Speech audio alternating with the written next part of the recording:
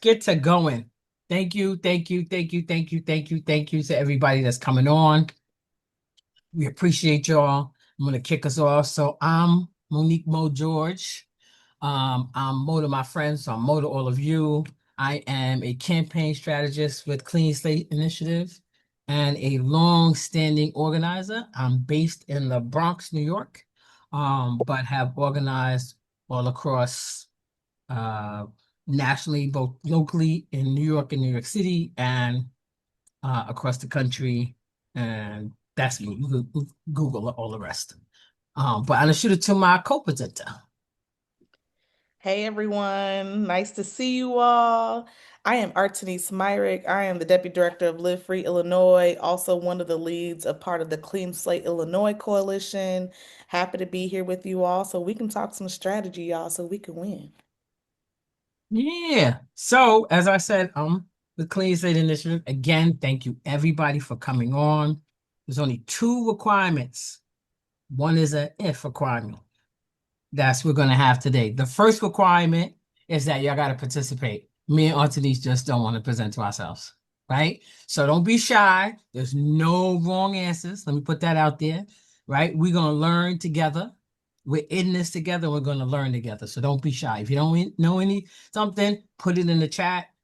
There's folks who are helping us. Caitlin, Bree, Heather, all from Clean Slate Initiative, who we will have them introduce themselves just briefly in a moment. They're all here to watch the chat to make sure so if me and Artenise miss a question, no fear. We have backup to let us know what's in the chat and we'll get those questions. And or raise your hand, raise your virtual hand. Like one of my professors used to say, raise your virtual hand. I went to school during COVID and he was like, raise your virtual hand and we'll get to you. So, right. And like I said, don't feel free to participate, right? What we're sharing today is a strategy that both myself and Artenise have used to win campaigns. But we also are fully aware that there are other that other folks have used this strategies as well. So we're all going to have this conversation. Okay. Any questions so far? None. So I'm going to have. Can we have Caitlin and Heather introduce themselves really briefly so folks know? Hey everyone, Caitlin, zooming in today from Oakland, California. I've had a lot of coffee. I'm a campaign strategist with the Clean Slate Initiative's national team, and very glad to be here. And I'll pass to Heather. And if folks can mute themselves if they're not speaking, that'd be great. Hi, my Awesome. name's Heather Moyers. I'm zooming in from Oregon. I am the campaigns teams coordinator, and I'm happy to be here today with everybody. And I'm going to go ahead and pass it over to Bree. Hey y'all, I am Bree. I am the marketing and communications team coordinator, also the production studios for today's discussion. So yes, if you hear next slide, Bree, go back, Bree. They're talking to me. Exactly. And that's the only reason why she's off camera, because she's doing back Yes, end stuff. yes. I hate for y'all to see me squinting my eyes and doing all of the things trying to figure out the back end. Definitely, definitely, definitely. So like I said, thank y'all for coming. And we're gonna get started. First slide, Bree.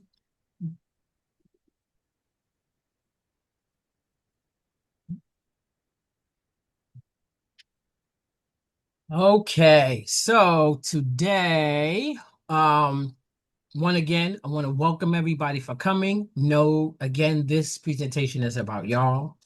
Um, Even though we're going to talk about inside and outside strategy, this really is about everybody, right? So briefly about me. Again, I'm a campaign strategist at Clean Slate Initiative. I've been an organizer for 35 years. Yes, I am that old. Um, and have done tons of work that I'll touch on through this presentation. But really today's inside out of strategy, inside out, talking about today about inside and outside strategy is really about how we build power to win. And we're going to touch on that. We're going to touch on power. We're going to touch about on how that is gained through an outside strategy, how we do it and will real decisions, how we are as a coalition. We're going to touch on a lot, and we want y'all to join in and ask questions. This isn't just about us presenting, right? So as y'all see, power, there's two things with power, right? Power is just about the ability to make change, period. You're going to read all kind of beautiful anecdotes around what power means, right? Everybody's going to talk about it, but power is the ability to make change. That's it. And as we see here, it's really about organized people and clear debates, right? Organized people is really, really talking about folks that have gotten together collectively to change something. That's really just about organized people. When I tell people I'm an organizer, they say, "Oh, what does that mean?" And I teach people how to fish. They say, "What? What does that mean? Teach people?" I said, "Yes, I teach people how to fish because if I teach you how to fish, you eat forever. If I fish for you, you eat when I eat." And it's 2:16. I just put the first piece of food in my mouth right before this presentation. So that means you would have had to wait till 2 o'clock to eat. And you don't want to do that. So as organizers, we teach people to fish, right? And we get those people together, all of us, and then eventually us little fish have to go after the big fish. If the big fish ain't doing what we want them to do, and also even more important, we remind ourselves that we are the big fish, but we'll talk about that later. So as we know, clean slate campaigns are also about policy and power, right? Lawmakers rarely move because it's the right thing to do, right? Sometimes we vote and then we forget. We were like, oh, he's going to do what we want to do. Yeah, no, we're going to tell him because we voted for him, right? And I'm that person. I tell people up and down, I thug elected officials because people voted for you. So you're going to do exactly what they want you to do, right? That's your job. That's what you got elected to do. Let's deflect the folks who got you there. And we talked about change, right? Change happens with inside pressure and outside pressure. I'm going to talk about that even more and how that hits at the same time. Like you need both of that. You need that inside and outside pressure to actually bust pipes, right? And then overall, we know Clean Slate, the goal is to win automation and reconciling. That is meaningful. That is the ultimate goal with Clean Slate. And we're going to talk about how that inside-outside strategy got us there and a number of states and happening. Right? And Mo, can you tell us about like some of your experiences and some stories about how, again, power is what ultimately paired with strategic policy making, how you've won some campaigns because of it? Yeah, so I think the most telling campaign that I won a bit. I think probably the most telling campaign and the most fitting campaign, if we're going to talk about inside outside strategies. I was on a team that won LGBT marriage equality in New York City and state, right, which led to the federal legislation, folks suing the federal government and ultimately winning, but in the Supreme Court for what is now marriage equality, right? Edie Windsor, who's one of the plaintiffs, is a member who I trained. So that only happened. It only happened because we had an inside-outside strategy. Meaning, at the very beginning in New York City and New York State, we called the vote, right? We went to and we wanted to know what people felt. So we called the vote in the Senate, called the vote in the House. We did it in the city, in New York City, and we did it in New York State. People tend to hear New York and think that New York is this big liberal place. It is not. New York City is. New York State is not. That's real work. So when we won in the city and we had to tackle the state, that was a whole different ballgame. But we called it, and we called and made sure we had a vote in the state, in the state and in the House, so we knew how to target who to target. And that was all about an inside strategy, right? Around, okay, who we have to go after for their votes. The outside strategy, what, like I said, was us collectively coming together and deciding who was going to tackle who on the inside from the outside. And also who on the outside we had at the table and who we needed at the table. So, and ultimately we won. So that is to me the ultimate campaign that combined the best of inside and outside. And I'll jump in. In Mhm. Illinois, you all may have heard of Illinois being the I was just 13th gonna say, what state. about you? Because y'all got a Yes. huge win. And we were the 13th state to pass clean slate, but it took some time. We'll talk about this a little bit more later, but Illinois was advocating for clean slate for 4 years without a bill number. So it took a lot of understanding power, and what we know about power is power respects power. And we're going to talk about that tension between thinking that power stays with the policymakers, with the grass tops. But what we all know on this call as organizers, that grassroots ultimately wins. And so, like the slide says, right, change happens when inside pressure and outside pressure hit at the same time. And for us to be able to move this bill within the last 72 hours of the regular session, in the last 48 hours of veto session, is because we paired people power with legislative power. And in Illinois, we knew that it was just as important to get the people to understand that the power they held in order to move electeds. We had a coalition, and similar to what Mo said, Illinois is a purple state, if you will. Chicago is what makes Illinois a blue state, right? But we had to do some convincing. It took for us to build a lot of just relationships outside of the city of Chicago so that those elected officials can understand that this was important to people in their districts. And it was a long time coming, right? 4 years without a bill number, still making sure to make sure people were compelled that this was important, and then also making sure that communities were educated just as well so that they can advocate for themselves. How do they advocate without myself, Heather, and Antonio in the room? But how do they make sure that they can go and speak to their legislators and move them when time came? And that took both inside and outside strategy. Awesome. Next library.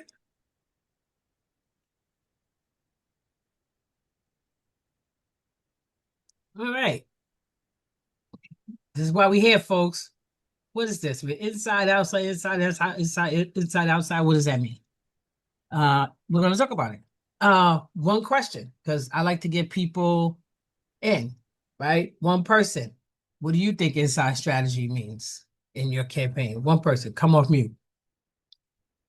Y'all ain't shy. Y'all do this work. Who's going? Who's going? Who's coming off mute? Don't make me call you because I'm not above that. I will call you. Me, I'll do it. Go ahead. Say So your name. Say your Melanie, name. Melanie, I'm from there, from Rhode Island. Awesome. My thoughts on inside outside is inside the legislature, like maybe like inside like the senators and the reps, like working that angle inside there, and then outside would be like the grassroots organizing outside, like the people power. That's what I All right. Thank you, Mel. Next slide, Bree.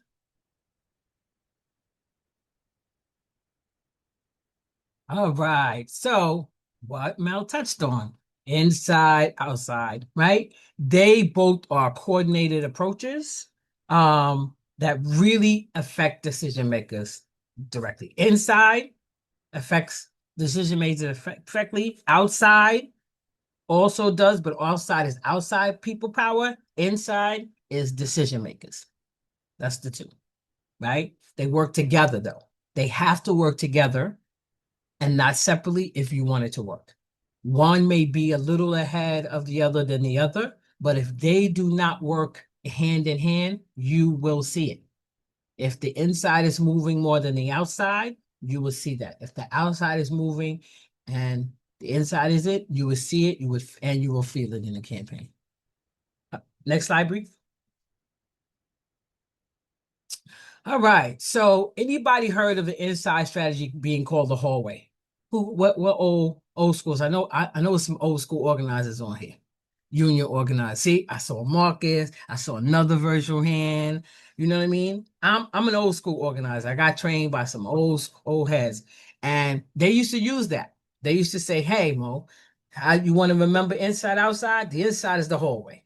And I was like, "What do you mean the hallway?" It was like when you're talking to, like we said, when you're talking to folks in the hallway, right? And you know you've got that 2 minute little elevator pitch that you got to develop in order to talk to them about your bill, about what you want them to do, how you want them to be held accountable, and you seeing them in the hallway, you got to spit that little 2 minutes really quick, right? Because that's all you got. And you're in the hallway and you know that those are the decision makers, right? Who among the hallways? Senators, right? You talking to them in the hallway. Hey, Senator blah, blah, blah. Senator Artinese, I need you to get me this bill number. You can't be waiting, right? Legislative councilors, right? You see them in the hallway. Hey, I know this is coming up for the vote. This is Clean Slate. This is why this is important. In Rhode Island, 77,000 people will be changed day one of Clean Slate. Hey, this is how much this cost, right? Hey, these are the legal terms that we need to know. We know you have some reservations. These are our answers. And then committee chairs, right, that you're going to. Judicial Committee, there's finance, so all of them. Those are all folks that you see hustling down with their little paper as they walk through the hallway that you want to grab and you want to meet with. That's the hallway. That's the inside strategy. Those are all the folks on the inside that you want to work with. Next slide, Bree. So what's some inside tactics that can be used to influence elected officials? I told you this is going to be interactive, so y'all going to spit it out. Even if you're on camera, y'all going to spit it out. We ain't come here to just watch me, and me and Artinese, even though we are very good looking and well dressed. Okay, this is Dr. Oboye. Dr. Boyer. Yeah, so I think one strategy is like you mentioned before, having your facts, having your data easily available, being prepared, making sure that you're able to say these things quickly because you don't have that much time, being able to get your point across in a meaningful way, but a forceful way, a way that will leave an impression on that person when they walk away from you. Like, okay, I may or may not agree with whatever that was said, but it's apparent that that person is on top of their game when it comes down to knowing what they're talking about, like having your facts, having your data ready and prepared to spit out. Dr. Boyer, do you have a brief example of one of your best hallway pitches? I'm new to this game. I'm jumping into this game. This is All all right new to now. me. So I'm Like I'm ask here for somebody the. else then. You're gonna learn today, right? All right. Who else? Who else? I feel like Larry, you look like you itching. I feel like I see you. You all nice and smiles. You got one. Give us an example of one short hallway pitch. I think one short hallway pitch that we used here in Delaware, I went to a legislation day down at our state building was, uh, as the doctor mentioned, having your facts and then having a good data fact that shows this is what's really happening, reflecting around this movement and this bill. So that is one of the things that I did, and then being able to have that story to tell and be like, this is it, this is happening, and being able to identify them with that story that you're telling, that go Exactly. along with that fact. Yeah, I appreciate y'all. Appreciate y'all both. Next slide, Bree. Oh, I would chimed in on Oh, that. I'm sorry. I'm sorry. You have somebody else? Oh, Yeah, Brandon, come join Bra- in. Brandon Robinson from Rhode Island. Um, I'm at a good hallway pitch. Typically, I like to involve one of their constituents. I also like to involve an impacted person of the topic. So I would introduce myself. Hey, I'm Brandon Robinson. Say if I'm the impacted individual as well. I'm Brandon Robinson. I'm working on this campaign. And I live in this district, so you're my legislator, and I'm your constituent, and I'm actually formerly incarcerated, and I would benefit greatly on the passage of this bill, and benefit from your support of this bill so we can get this across the finish line. What is your thoughts on this? Awesome. Thanks for that, Brandon. I appreciate that. All right. Artinese, did I miss anybody in the chat? Well, I'm good. Just can't see it. Good. You're Yeah. good. All right. Awesome. Bree, next slide. All right. There we go. I think y'all said it, right? Inside tactics, right? One-on-one legend meetings, right? It's nothing better than that, right? Brandon brought up something critical. I tell folks, I never, ever, ever, ever, ever walk into a legislative meeting without somebody from the district of that legislator. Nothing is more powerful than you walking into a leg meeting with somebody, a constituent of their district, right? Because they may say whatever to me, right? I'm working up at blah blah blah, and I'm not from blah blah blah. But if I bring somebody that's from there, their answer is going to be different because now they're actually talking to somebody who was their constituent and a voter, right? So one-on-one ledge meetings, testimonies, right? Y'all done it, committee, budget, all of those, being able to go and testify it around what's happening, the importance of the bill drafting and amendments. These are all inside tactics, right? Relationship buildings with champions, right? Y'all all do that. Y'all all have, relationships with either House or Senate or secretary or somebody that you can call and connect us on the inside and listen and say, hey, I need to meet with Senator Artinese. You know what I mean? You got me? And there, yeah. Let me look at a schedule better and get you in. Right? Negotiation between parties, right? Like we do that. Like we talk to somebody in the House, we talk to somebody in the Senate. Sometimes we get them together and be like, listen, this is our, we got sponsors. So I'm going to talk to sponsor here. I'm going to talk to sponsor there. And I'm going to get them together. Like we're having a meeting, we're inviting both of them. We've had that.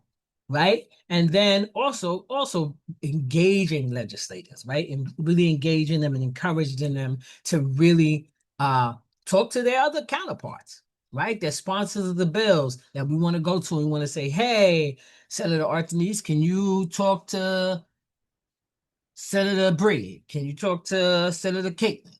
So we're all on one page, right? And we could get this across the finish line. Those are all inside tactics. Thumbs up, thumbs up. Did I miss any? Do y'all want to add on any? No. Awesome. Next slide, Bree. All right, outside. We outside, right? That's the saying, right? COVID is still around, but died down enough where we could be back outside. We in these streets. So, folks, we out here. Got to see me. So that was what I learned as the outside strategy, what it was called. That was the streets. Take it to the streets. Bring all my peoples, organize all your peoples. We going inside to talk to everybody in the hallway. All right, that's what that is. Among the streets, any business allies, right? We're talking about clean slate. We're talking about folks who are getting a second chance and that'll be able to go to go to business owners and become employees, whether it's unions, whether it's a heap of jobs that they couldn't get before because their record showed up, right? Mel, I know Mel tells a beautiful story around access to school that they can now do.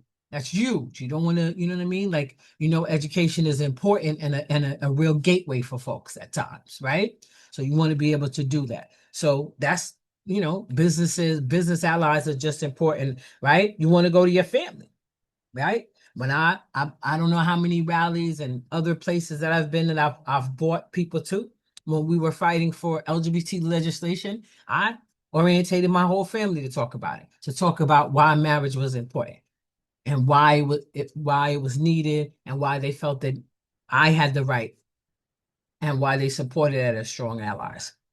Right? The neighborhood, where you from? It is very rare, right? That you're somewhere and you're the only one in the world with that problem. That's very rare. I grew up in public housing. I spent years organizing in public housing, right? If my water and my pipes were clogged, probably the person above me pipes is clogged too, and the person below me pipes is clogged too. right? But we don't think, oh, maybe I could go up and talk to the person above me and talk to the person below me and the three of us. Because often it's just me going to the management office or the landlord or whoever just complaining, "Da, da, da, da, my pipe says, da, da, da, da." But then what if I pause and say, oh, you know what?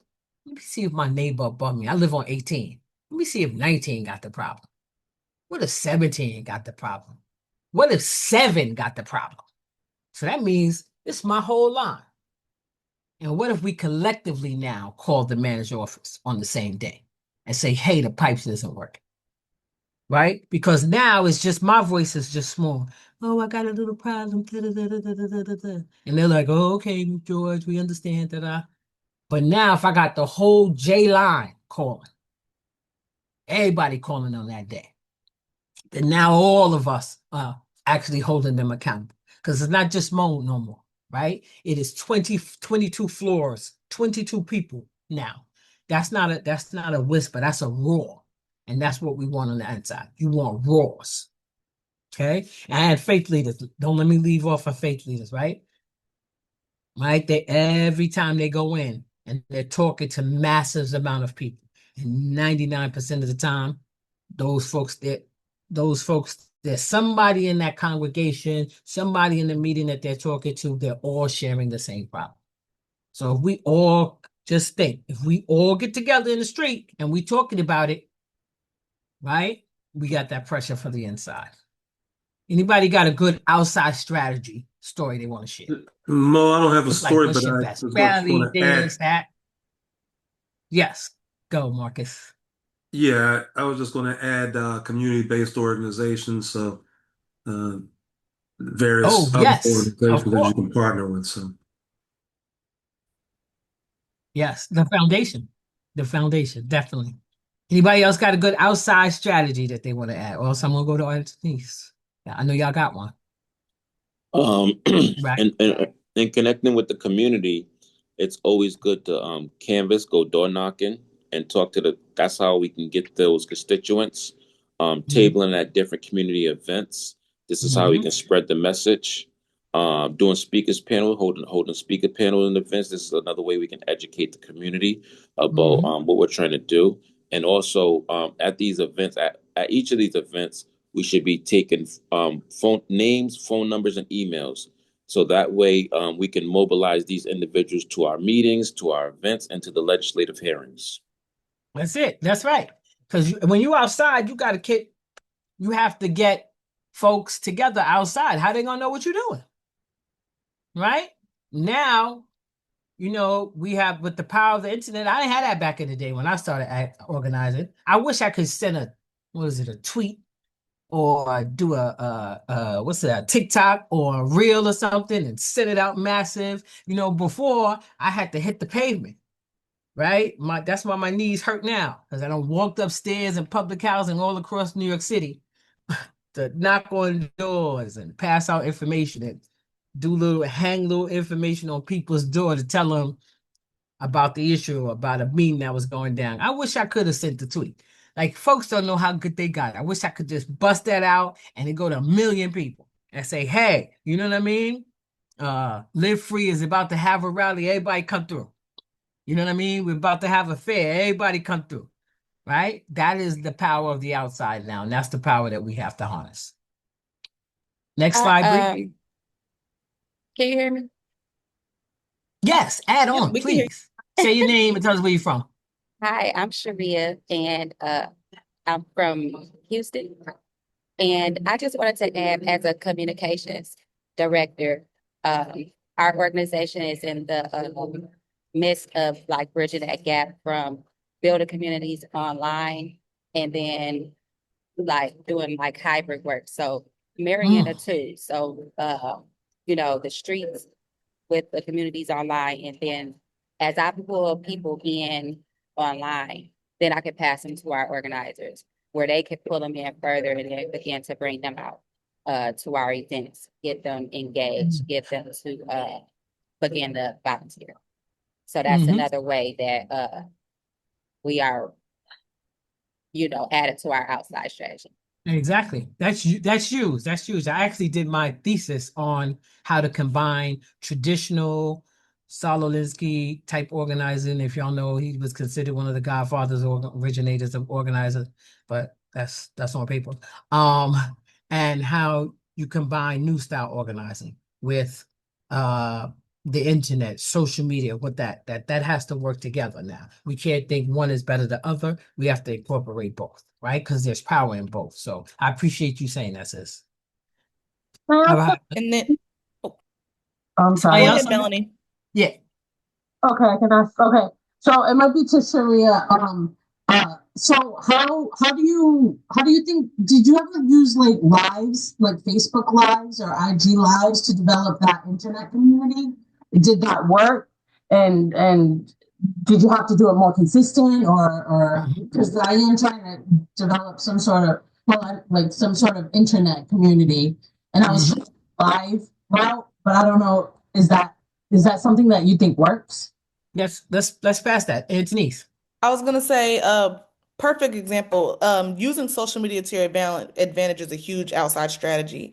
Mo's gonna talk about social media influencers and how influencers can aid in this, but oftentimes in Clean Slate, what we did is we did have some lives. There were times where we got on a Zoom call. In fact, one of the most pivotal times is when we knew one of our targets was having a town hall, a live town hall. We Mhm. flooded the town hall virtual Facebook town hall with everyone we knew who cared about Clean Slate. So every time he went to talk about something, everyone's in the chat. What's up with Clean Slate? What's up with Clean Slate? What's up with Clean Slate? He couldn't get away from it, right? But that was a tactic we used. More importantly, we used it as an organizing strategy. So we had at one point had some social media influencers make a video to make it plain about why Clean Slate was important and ask folks to take action to sign a petition afterwards.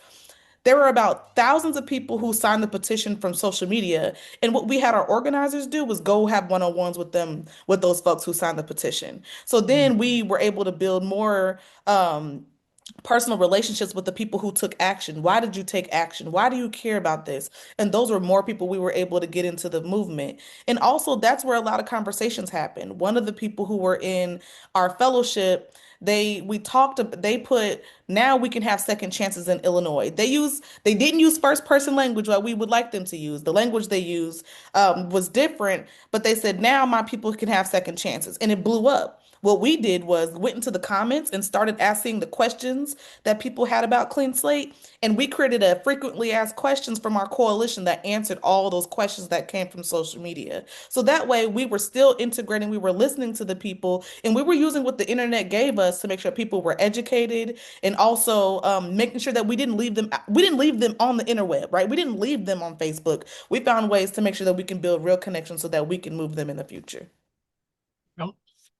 And then I see Antonio has something in the chat that says, I heard letter writing campaigns were actually in person in the church's basements and things, right? How are you Mhm. getting the people to imagine walking to a legislator's office and they can't walk in because there's letters everywhere, because there's so many interactions and engagements from the people who care about it. All Mhm. of these are outside tactics that are going to Yep. influence your decision maker to move. One of the things that we use in an outside as an outside tactic is in New York State in Yonkers, uh, Andrea Stewart Cousin, who is now the Senate like majority leader, she was going back and forth, back and forth, back and forth on an axe that we had of her. So we delivered waffles to her office and told her to stop waffling. So, sometimes that happens. Sometimes you gotta, you know what I mean? And she was like, "Why all these waffles? Stop waffling. Pick a side." So pick a side. And she picked a side, and it was our side. So sometimes you can have fun in the streets. Um, Somebody had their hand up. Can't see who. Yeah, it's me again, Sharia. Oh, So hey, Sheree. Melanie, this was to Melanie because I understood your question as well. So just kind of like starting out, I think what found was helpful for me and that I had to make my team see because my team is like outside people. So they don't think it's nothing better than getting people in a room, which I do agree with them. However, I do see the importance of like having an event online, like how we are here. Some people are Mhm. more inclined to go into a virtual room before they want to come to you face to face, right? So, Yep. do an event on live. If you're comfortable doing a live, that's the way to draw people in. And then is it Artinese? Am I saying it right? Okay. Mhm. Like she spelled it out perfectly or whatever. Like get in them About to comments. hit something. I spend a Yeah. lot of time in the comments, engaging people, answering their question, or just debunking, bad information. And that'll attract people as well when you look like when they can tell you know what you're talking about. You know what I mean? So I hope that helps. I ain't gonna take too much time, but thank y'all. Definitely. I appreciate that. Yep. So as we can see, those are all outside tactics that we could use, all tactics that y'all could add to your arsenal of things to do. Feel free to take the waffling idea or go on Facebook Live and communicate, because those are all ways that we have to connect with the outside. Like I said, I'm an old school organizer, right? Came up in the days of door knocking and mailings, doing massive 2,000-3,000 piece mailings to folks and newsletters and things like that. But the beauty of the internet is that you could do that instantaneous now, right? Some of my folks are still looking for a letter. They still looking for a newsletter, right? Those folks still want the personalized door knocking, me coming and talking to them a whole lot. And some folks are just comfortable like on the internet, like the sister was saying, right? The coming on here and coming to a virtual meeting and the whole nine. So there's no off way to do it, right? It's all on the outside. We all want to make sure that it pushes, the decision maker on the inside. We want that outside pressure to push the inside.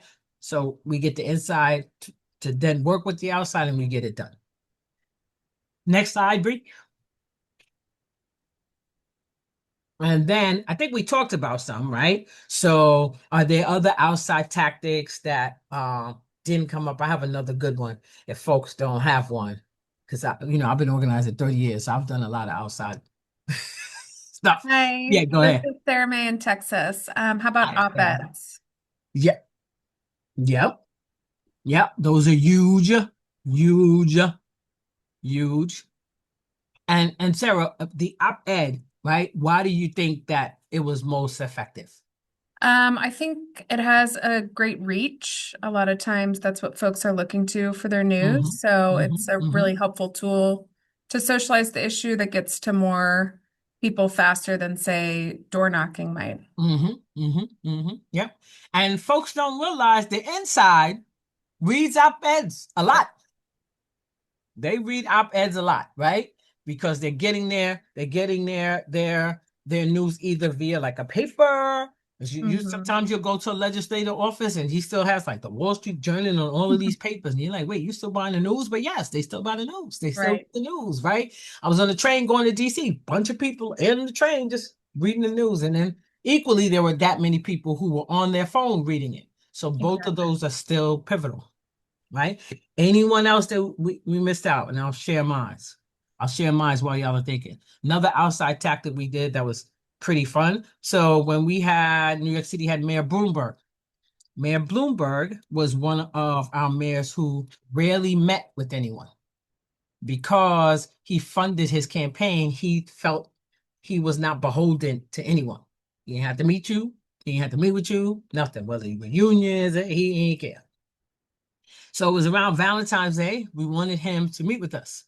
So what we did around issues of public housing, what we did is we set up like a dinner table, like inviting him on a date, set up a table, fitted it out, decorated it, and invited him to a date with us for Valentine's Day. And we took that flatbed trek and we basically bird dogged him. If you know what bird dogging is, it means following around. It's like if you ever see dogs chasing around birds, they go wherever the bird goes.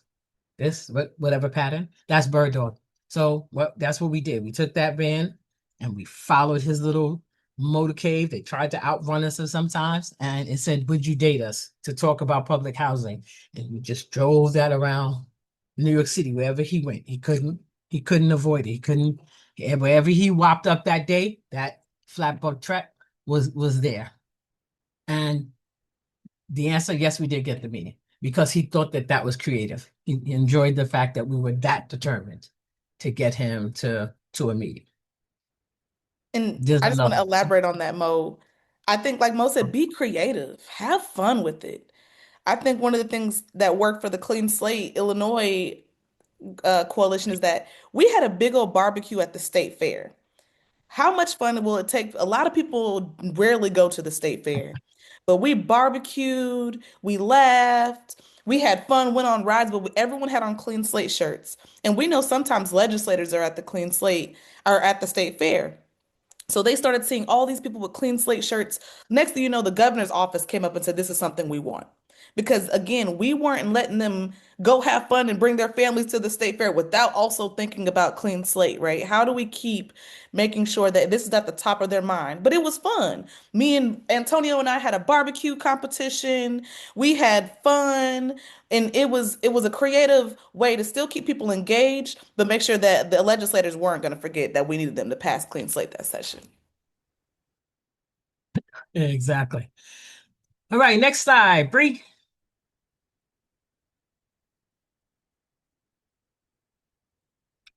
As we talked about, outside tactics, press conference, earned media, storytelling. Nothing beats storytelling, right? Especially if you directly impacted. Rallies, phone banking, fair days, call-in days, all of those. Social media pressure campaign that like the sis talked out. At one time, we also I worked with an organization that did a Twitter rally. Literally on Twitter to the target that day. And coalition sign-on letters, right? Getting other folks to sign on to say that they support. All of those are amazing outside tactics. Next slide, Bree. All right, power mapping. Awesome. Awesome. Can someone tell me what they think of when they hear power mapping?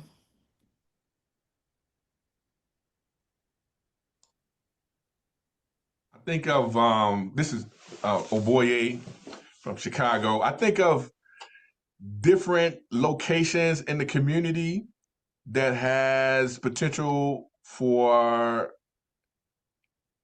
change. You know, people who are in positions to create change, like whether if it's a church or if a school, a community center within a set parameter, like a specific parameters that you're looking at.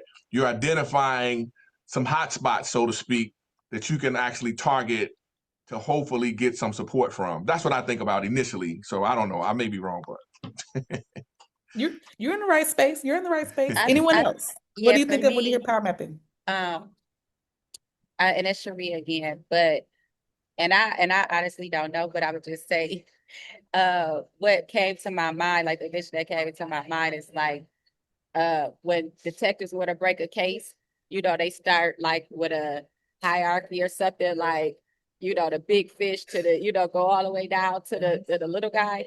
That's what came to my head. Nice. Remember Look, we I just chalkboard imagined king. pictures on the wall and the yarn and the pins all over, like who's The connected to who. connection. Yeah, yeah, Absolutely. yeah, yeah. This is the big fish. This is who we're after, and it's connected to that one.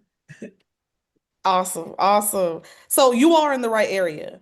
I want you all to think about power mapping, and we're not going to dive too deep into power mapping, but we want you to understand how it is important to an inside and outside strategy.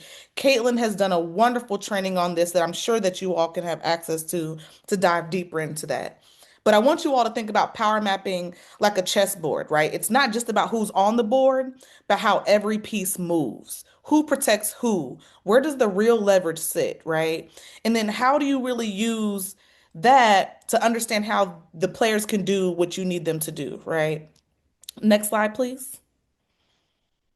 And then I'll throw out another analogy that kind of works for me as well.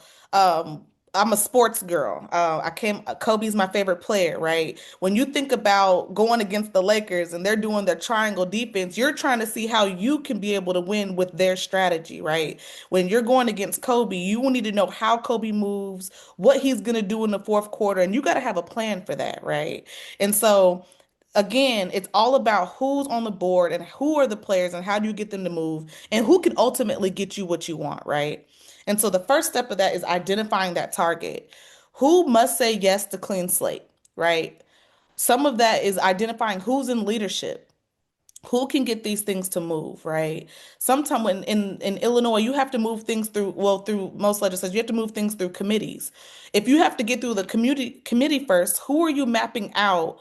Who is going to support your bill so it can make it out of committee and then make it on the floor, right? Is it the committee chair that you need to sway? Is it people, other folks on the committee who you have to have a plan for because you know that they may oppose it? So who are those conversations you need to have with? Who are those targets, right? And then again, thinking on it, I like to think of it in the spectrum in terms of who is most influential, who can get you what you want, who's most in support. You have to rate their position. Are they a supporter of Clean Slate? Are they in the middle? Do they need to have some tilling of the land? Do you have to do some persuading of them? And again, who are the people who are opposing it? You got to have a plan for them, right? Got to have a plan, be able to play some defense and offense to make sure that you have a plan for the people who might throw a hurdle in there, right? And then who influences those players, right? Who can help you to move the people that you're thinking of can help you win, right? And again, as it relates to that, you need to understand who can make the decisions, understand their motivation for making the decisions that they make. What relationships do they have, and where can you put pressure on those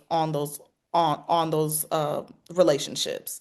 And again, who are the insiders, right? Is it some of the staffers that you can help move? Is it some of the LAs that you can talk to? And we'll talk a little bit about lobbyists as well, right? A little bit later. Where do they stand in here? Right? And then think about who are some, and we'll talk about how do you even think about internal power mapping, right? So again, power mapping tells you who to sit, and when it comes to inside strategy, right? You're thinking about who are those relationships, who are the people you need to meet with, who do you need to do some education with? Because believe it or not, some of these legislators don't know, so you have to tell them. And power mapping again tells you who to sit down with and how to influence them directly. And then when it comes to outside, you need to think about who in your base, who influences the targets that you're trying to get to move indirectly. Is that their voters? Is that their donors? Is that social media? Is it community leaders? And understand what that target cares about publicly. Is it reputation? Is it elections? Is it funding? And find the way to move those pressure points. And then you act by organizing your communities on the outside. You act by mobilizing the protests, canvassing, petitions, shaping the public narrative, applying electoral or reputational power. And again, in short, power mapping tells you where to apply that pressure so the target can feel it, right? And as Mo mentioned earlier, you do both. Inside and outside strategy, they don't work separately, right? Outside pressure makes inside conversations more effective. Inside relationships make outside demands more actionable. How do you continue to build both? And you cannot effectively be able to move on either strategy if you do not have a good idea of who the players are, right? Because if we don't know who they are, then we're blindly moving, right? We're moving without strategy. We have to be able to know so that we can be able to put the pressure where we need it most. Next slide, please. Internal power mapping. And so we talked about not just the legislators. We're here because we believe in community power. Put community in the chat if you care about community voice and community power, right? We have to understand the power that we hold as a coalition, as a people, right? So where does the power in your base lie? Identifying that. I remember at one point we were stuck. Like I mentioned, in Clean Slate, we were solely worried about the power of the legislators that we didn't think about ourselves. I remember Mo was like, y'all just named 50 organizations. How are y'all using them to your advantage to win? And so we started internally power mapping that, right? What areas do you need to build in? Like I mentioned, the Clean Slate Illinois Coalition or Illinois, we had to make sure that it wasn't just a Chicago issue. We had to make sure that legislators downstate cared about this. Who did we need to build with, or who did we need to activate or engage in other areas across the state?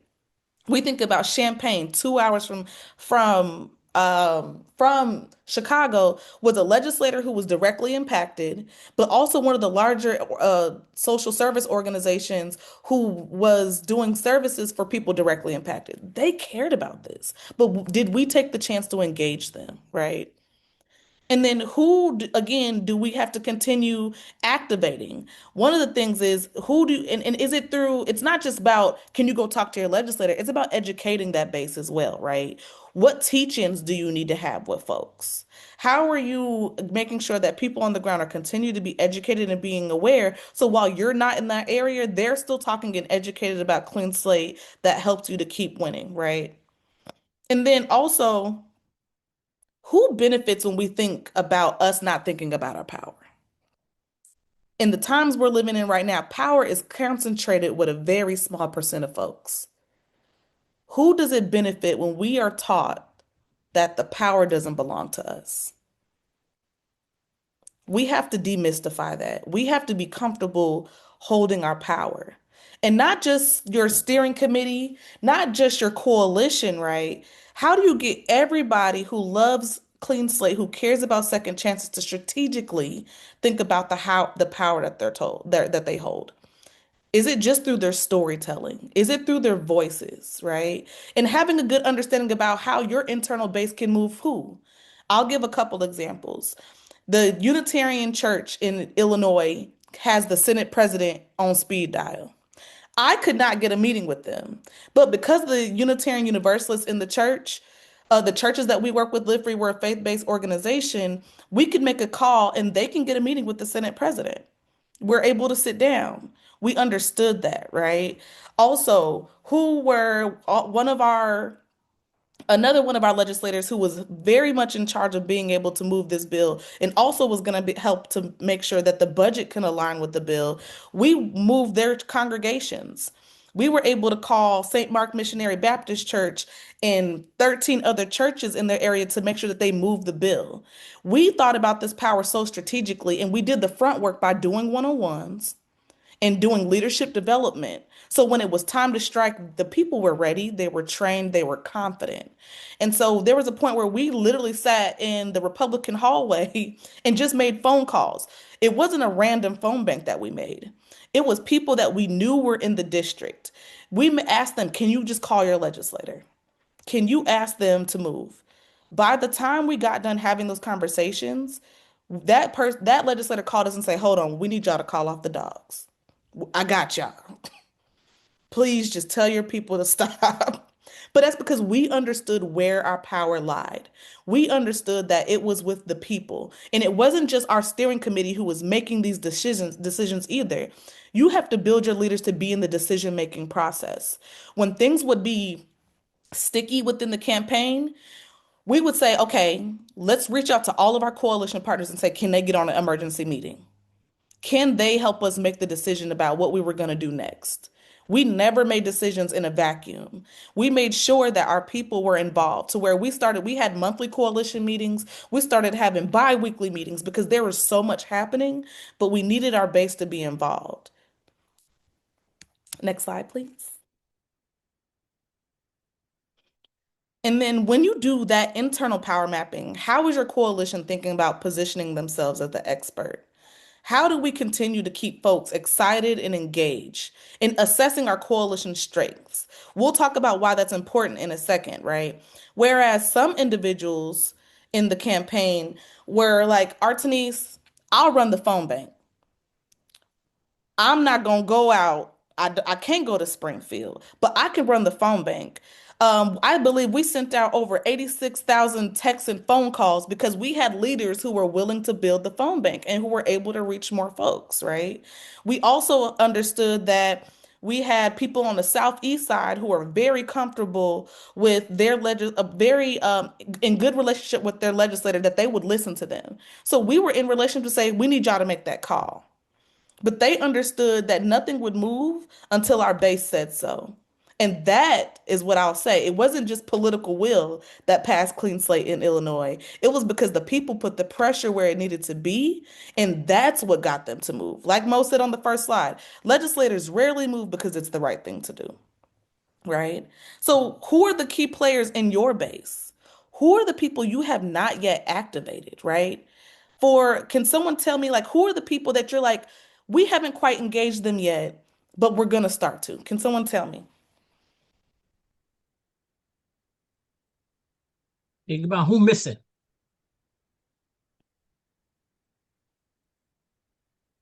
Shout out, no wrong answers.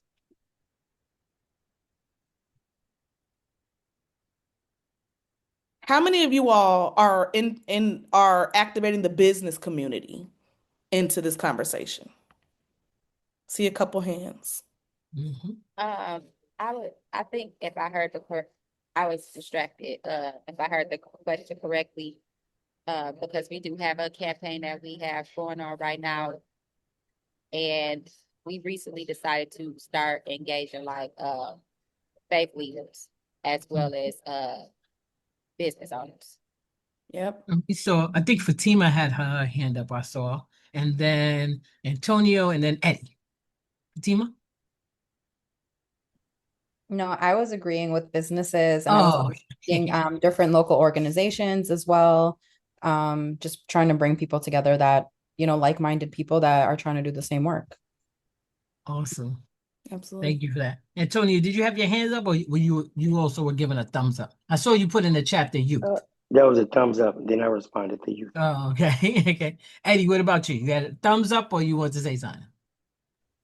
I really didn't have anything to say. It was really I was agreeing with you. But uh, my brother owns a beauty supply store in a mall here in Wisconsin, and so I go up there every day, and so I'm walking and I see certain people I know, and they like, hey, how you been doing? What you doing now? And so I'll speak on the org, and they're like, what does that entail? I'm a formerly incarcerated person. Actually, I've been home for like 3 months now, but so I tell them, a lot of people who know me know my backstory, and so I just tell them like, look, this organization, this is what we're doing, this is what this is about. We're trying to affect change here in our communities, for those who are disproportionately, incarcerated, sent back to prison for parole violations, whatever. So it's and some of these people are also business owners. Some of these people are just, random people or just regular people.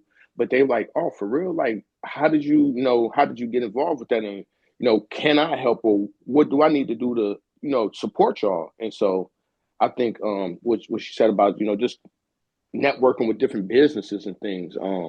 Like one of my friends, he owns a barbershop in the mall.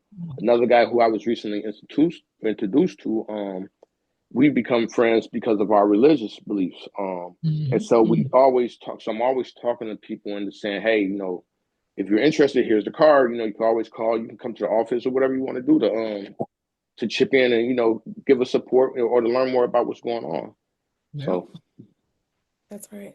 I think I know your brother Eddie, and that's good work, right? Because businesses are important to be able to sway how legislators think, right? We didn't in Illinois, we didn't just workshop this bill as a criminal justice reform bill. We workshop this as a workforce development bill, an economic builder, bringing $4.7 billion to Illinois. Businesses care about that, right? One of the main stakeholders in Illinois who cared about this bill was the Illinois Retail Manufacturing Association. That we knew if we went to a committee or something and they were not with us, that it was going to hold us up. So the business community was huge in saying we want people with second chances. We want to hire those individuals. We want to be able to put money in people's pocket so that they can be able to live and thrive well. And that's because we did a good assessment about who we should be in relationship with. Dr. Oboye? Yes, and I would like to also add, Artinese, is how Live Free, from my experience with you all, have ample opportunities for people to do training. So they actually train people to speak to Mr. Brooks. Point is that they are train you to actually help you get involved. Like, so you're not just out there trying to figure it out on your own, what you can do or how you can make a difference. I love that fact about Live Free Illinois, is the fact that they actually help build you up in a space that's conducive to what they want to see you out there doing. And that's what I like about it. So it's one thing to build with the businesses, and people who own businesses may not know their role. Like what is it that I can do to help in the movement? But the thing I love about Live Free Illinois is that they are trained. Like they have trainings that you can go to and participate in to kind of bring you up to speed. Because I'm new to this whole area of organizing. So that's why I jumped on this call, because I'm interested in learning more about it and being more involved. But I love Live Free Illinois. Appreciate you, doctor. Absolutely. Leadership development. People don't know what they don't know, right? And people want to be activated. We tell the story about the angry usher in the church. The usher's not angry. She wanted to be a part of the choir, but no one helped her to develop the skills to want to be a part of it, or knew what skills she had that needed to be cultivated, right? I want to say, So it's all about building people up. Again, who benefits when our people are left without the skills to fight for themselves? Who benefits from that, right? And so this is a continuum. And it's not good if it's Artinese and Antonio or Dr. Oboye who are the ones always speaking. We have to have the people in the room, right? And again, our coalition power. Mo mentioned earlier, she never goes into a legislative meeting without the constituents. You got to train your people how to go into those meetings with confidence. Because again, we know how we are internalizing the way we think about the way we hold power. We have to train people to understand that power is theirs. We have to train people just to demystify power as it is. We think power is a bad word because the way we've seen power be used against us means we don't want to hold it because I don't want to be like that. But what we know is if we leave the power on the table, somebody else is going to take it. And we have to train our people to take it so we can win. And again, knowing the self-interest of your base, right? You can't just, again, 4 years of advocating for clean slate without a bill number. I had to understand what each of my partners cared about to keep them at the table. When I think about giving others dreams, Celia Cologne on the Southeast side, she has peacemakers, most people who are formerly incarcerated, who are out there making sure community members have access to the resources they need, who also may have trouble getting other jobs. I knew it was important for her because if people had access to automatic record clearance, that they can now engage in the economic arena. I knew that was important for her. So I made sure that she was engaged every single time. Next slide.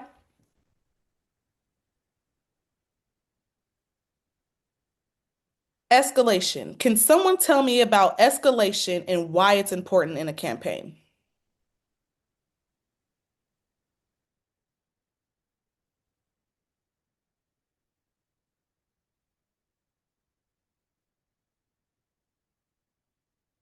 I can. Don't Come all on, y'all Mo. talk at the same time. Right? When you escalation means just like that. When you think of escalation, I tell people think of an elevator, right? You start off low and then you get up there, right? Some are higher than others. I just came from Atlanta. I swear to you, I feel like Atlanta has some of the steepest escalators in that airport ever. Right? And I'm afraid of heights. So some of those escalators trigger that in me because I look all the way down going, ooh, that's a little low down. You know what I mean? But it's that escalation point, right? You start up really, really slowly. And then by the time you get to that top, you won. So for me, escalation is really about that. Really starting off slow, like a slow build of like I ask you, and a little light pressure here, a little light pressure there, and we're just building up. Absolutely what Mo said. How do you know when to turn it up? When to turn the heat up? When to pull the trigger, right? And this is only done again after a good power map is doing. If you don't know what influences the person to move, then you don't know when to escalate. There was times in the Clean Slate Coalition where we're like, well, I don't know if we should do this. I don't know what we need to when I don't know if that will work, or I don't know if it's time for that yet. And ultimately, 4 years without a bill number, we said it's time. But we also had to understand the dynamic of our coalition. This is done after very clear decision making and also a really good assessment of the risk that your coalition is willing to take. Some individuals cannot, some organizations can't say, yes, we're going to go and put out an op-ed on this target because we publicly cannot do that because of the nature of our work right now. Whereas some individuals said, yeah, oh, we'll do that tomorrow.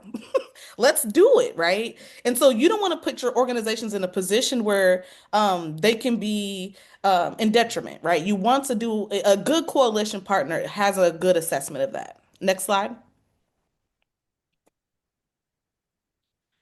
So again, escalation is knowing when to pull the trigger to push those to act in your favor, right? And how do you use your outside tactics to engage your target, right? In Illinois, we used op-eds, mobile billboards. There's a place where legislators like to go eat. We had mobile billboards posted right there that said you should pass clean slate, right where they were trying to eat their burgers, right? We were on every radio show. We were in Capitol Facts. We also said there was a point where there was 2 weeks in veto session.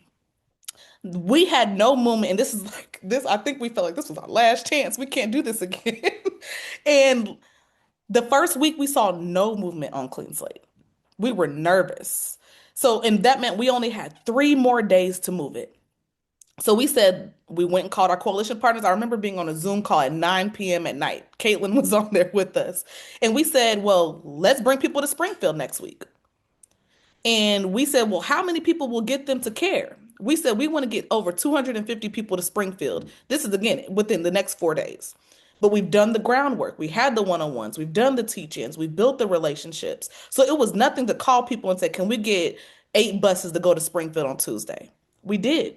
There was nowhere you could go in that state legislature without seeing a clean slate shirt. And that's what it was. And that's what we had to escalate. So it was an emergency lobby day. And then not only that, we had relationships with other legislators that were like, can you go talk to your homies? Can you go talk to your legislative friends and say we need this to happen? So again, it was all about dialing up and having these things locked in the chamber and building up the capacity for your base to actually move when it was time. And again, this is only done after you've done a good power map and also how you're able, and after you assess the risks and the decision making of your coalition. I see Antonio with a hand up. Hey, Artinese, thanks for that. That was a great explanation. I just want to also escalation. We mapped out our January through May calendar to be based on the strength of our coalition. So, like, we started with a small press conference in February, then MPP had a day of action in later day of action in March because we were, and then Live Free had one in like April because Live Free has the biggest base, right? So it can get bigger as we went down to Springfield. Absolutely. We're not just moving off the legislative calendar, right? We're also paying attention to how we can set things up so we can create a pattern of urgency for these legislators, right? Knowing when to turn up the heat. Next slide.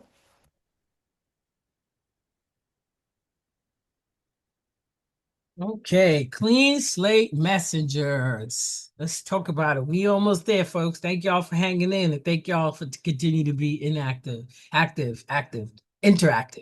the word. Clean next slate, next slide, please. So let's talk about some clean slate messages, right? You heard Artinese talk about folks that they activated and who they activated, who was missing from the conversation. When you're talking about clean slate messengers, this is who we have to talk about. We have to talk about those employers, right? There are a number of employers out there who are supporting clean slate, right? They're supporting giving second chance to folks. They've hired folks and they're out there and they're unafraid about talking about it. You got to talk about our faith leaders, right? As they tell their congregation and other folks. You got to talk about our unions. They're another one, right? What do unions profit from? They profit from folks being able to come and being employed and joining the union. So, of course, they're in support, right? Right? I'm going to get to activists in a minute. You got to talk about prosecutors, right? They got to be in the table. You got to talk to them about that. You can't leave them out of the conversation or any of the legal organizations around why second chances matter, right? Then, of course, activists directly and indirectly impacted folks, right? Whether you have been directly impacted by it or indirectly impacted, no matter what, direct is the key word. You are impacted by that. It has shaped some part of your life, whether you were the actual person who was formerly incarcerated, returning citizen, and all that, or whether you was a relative, a mother, an aunt, a sister, brother, nephew, or uncle, a dad, right? You were still impacted by that, right? You still understand what it means to have a second choice. I tell people, I am doing Clean Slate in honor of a cousin of mine who was very pivotal when I was brought up. He was directly impacted. He did 17 years, a total of 20 years altogether, 17 years, though, in federal prisons.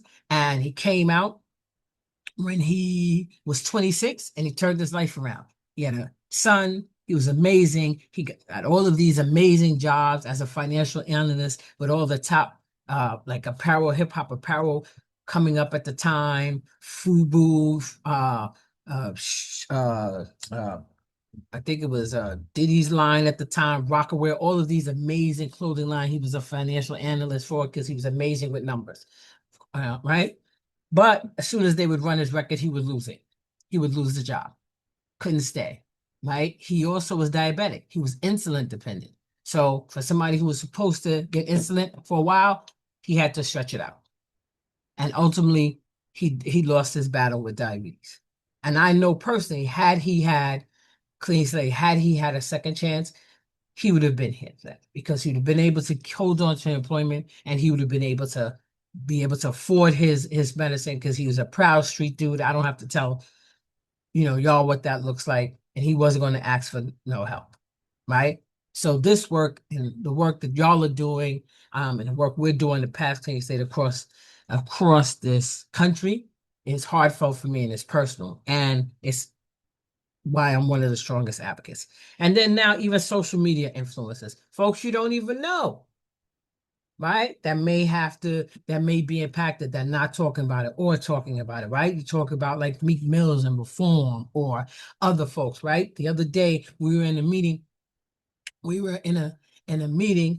with I was in a meeting with some Rhode Island folks, and we was talking to a guy who is a senator, and lightly he mentioned, he was like, yeah, I had to reveal when I went to law school that I had a record. And we were like, did we hear that? Did we hear that?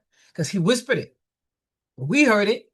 We all heard it. We was like, oh, you're gonna talk about that. And everybody's looking like, his colleagues are looking like, wait, you're impacted? They didn't even know that, right? Because all they see is this polished senator that's a lawyer and all of that. They don't even know that he had his record expunged.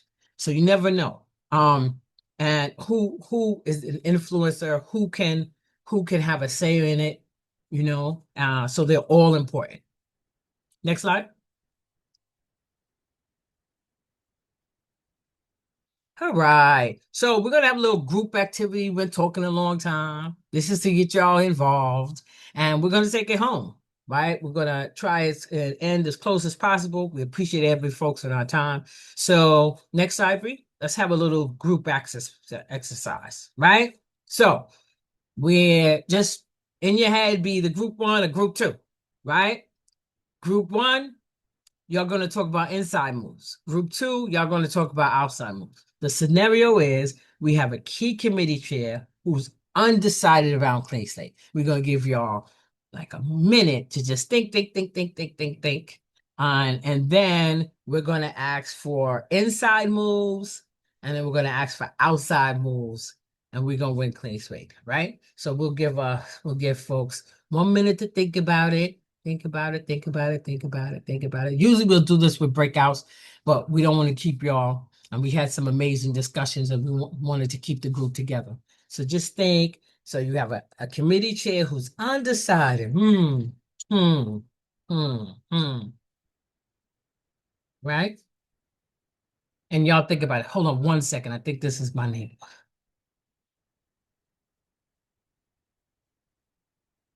Oh. Yep, like Mo said, take a second. If someone's undecided, what are the inside moves we need to make? What are some of the outside moves? About 30 more seconds.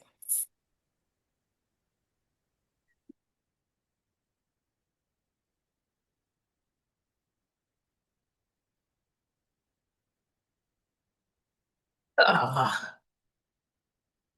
All right, folks, we back.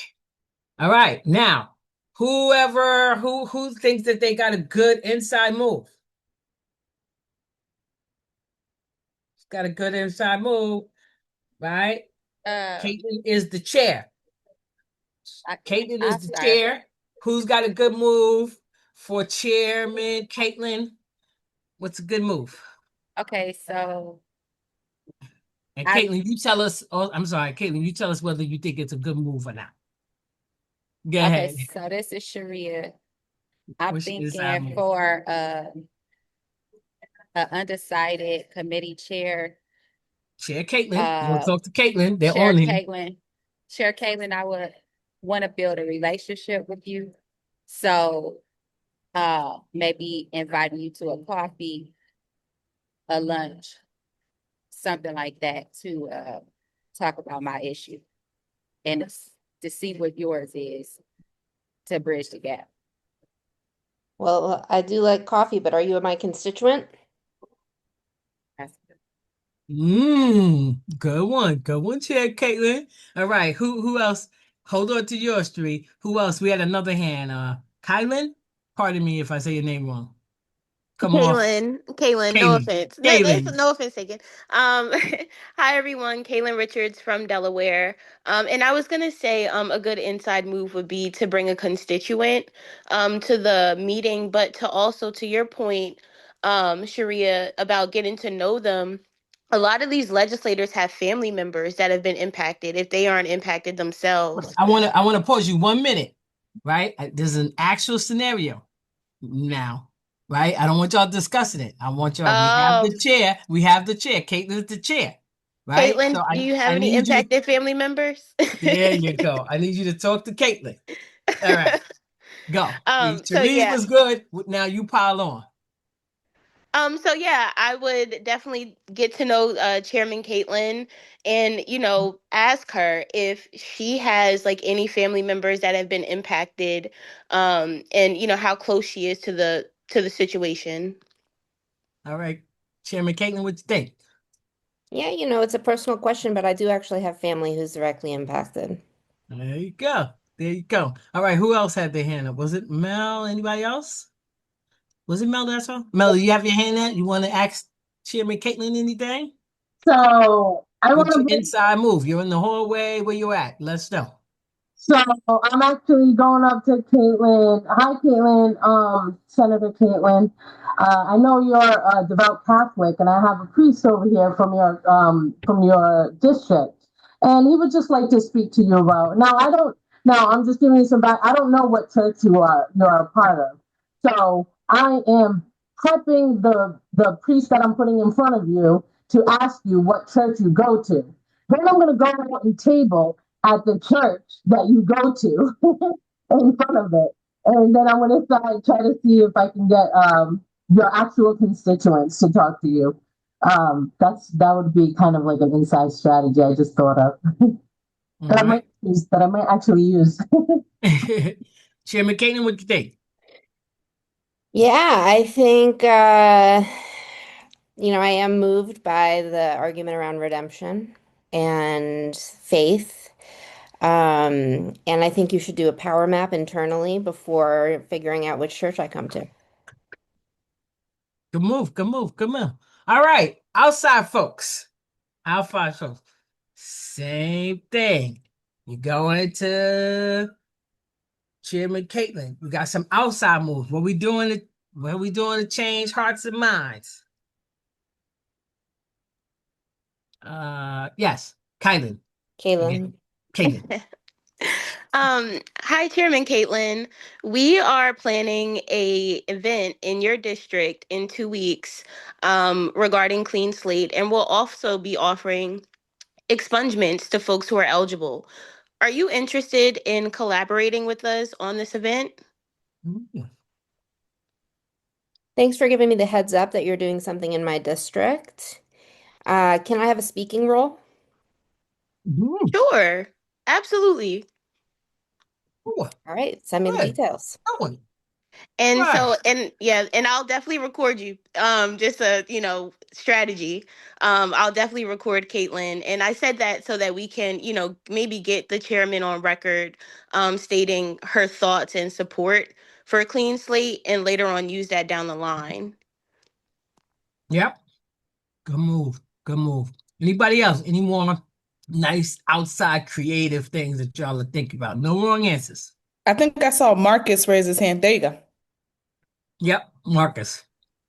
Senator, we've done some research and find that we have 212 uh, residents in your district that are directly impacted. And between them and their family members, uh, we're going to be reaching out to your office with written testimony and some phone calls. So I don't want you to be overwhelmed or inundated by what we're going to send to you, but um, will that sway you to be in favor of supporting Clean Slate? Thanks for your work, thanks for your organizing work. Um, I think hearing directly from my constituents would be an important part in my decision making. Awesome. Awesome. Any more?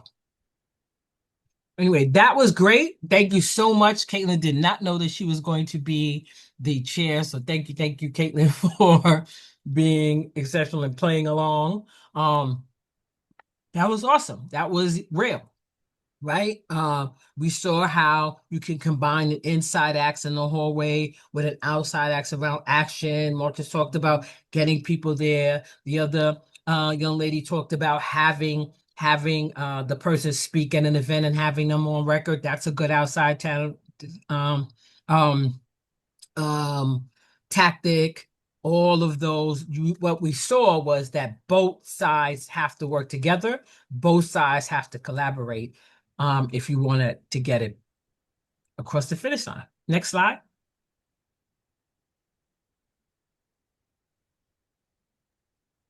Tips. Yes, everyone. So remember, winning clean slate requires discipline and coordination. Nothing happens without strategy. Nothing happens without power. Inside strategy without outside strategy, pressure stalls. Nothing happens. You must use both.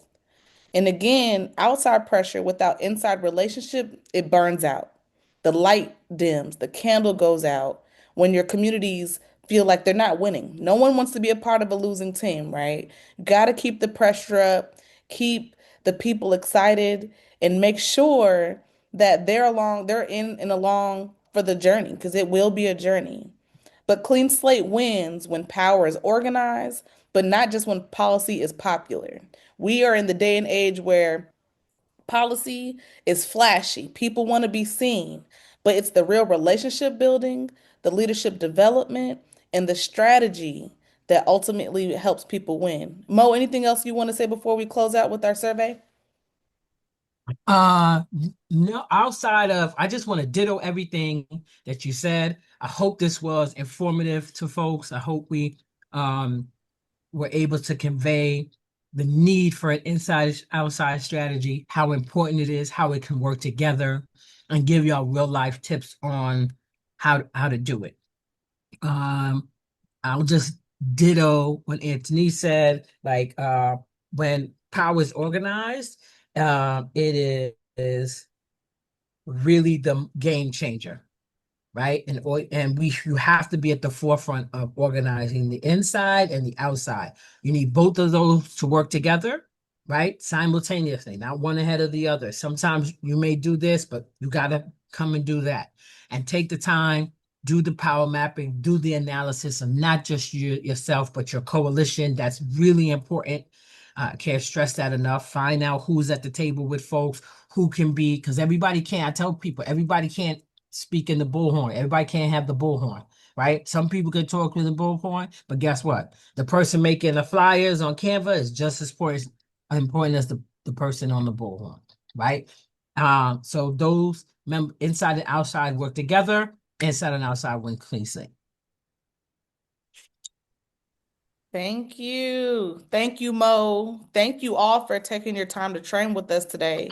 Before you leave, we wouldn't be organizing if there wasn't a take action, right? Take action by completing a survey, which will pop up in the Zoom for you all. We want to hear from you, get your feedback, and we know as organizers, anything worth doing is worth evaluating, it's worth debriefing, and our survey is going to help us to be able to continue to build great trainings in the future.